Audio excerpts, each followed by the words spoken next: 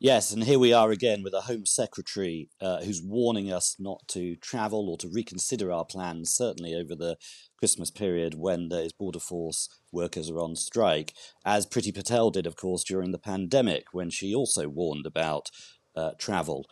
And this does enormous damage to a travel sector which is in the sprint of recovery post-pandemic, and which is relying on a very, very good Christmas and New Year period to ensure that recovery. So it's not helpful, I don't believe, for the Home Secretary to be asking people to change their plans when so many people are seeing friends and family for the first time this Christmas since before the pandemic. Well, that's what I was going to say, because you just cast your mind back to last Christmas, and many of us have tried to block it out. But there were concerns, weren't there? There was maybe even going to be a mini lockdown. I remember my children were sent home from school a good 2 weeks early because COVID was just going so rapidly through schools. This is an opportunity for people to try and have some level of normality post-pandemic. But, I mean, airports, Eurostar, rail, they are all going to be affected.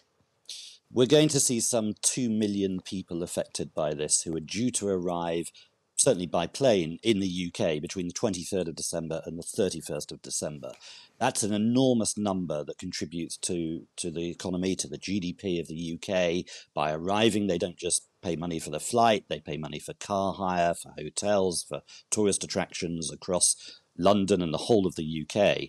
And it's more damaging for a Home Secretary to say, change your plans, almost stay at home, than it is to try and resolve this dispute. And that's what the Home Secretary should be focused on, rather than almost giving up at the moment and telling people to make alternative plans. I guess the challenge is, I mean, can it be turned round now? That's the worry, isn't it? We're not that far out from Christmas. And people will understandably thinking, should I maybe cancel? Should I change my booking? You can understand that, can't you? You can always turn things round at the last minute. At Virgin Atlantic, at Eurostar, I was in strike situations where we went to the wire. We went to the 11th hour and did a deal with unions, because it's always possible if you have the right mindset. But when a Home Secretary is clearly saying, well, we're almost giving up, we're telling you to change your plans now, that's not helpful at all. There are alternatives that she could do. She could say, we will definitely have enough military personnel, for example, who will enable you to get through the airport seamlessly. But it's more a negative tone from the Home Secretary, and that's not helpful in terms of getting the economy going. The other thing, of course, is you have the rail strikes, which are ongoing. And what you're seeing, as in fact Asma Mamir said on the programme yesterday, you're seeing people give up. They're actually just not prepared to travel at all. And that's the worst thing our economy needs right now.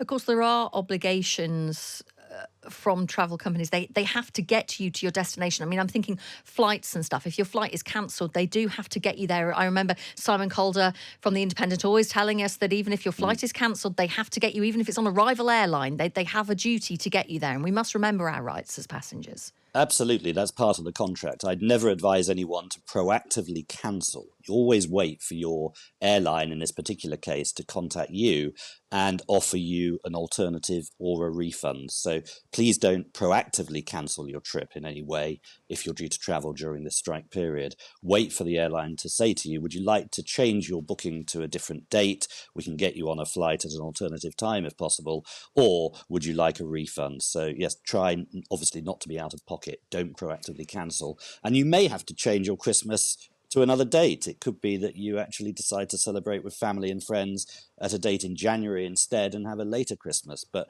it's not advised, really, is it?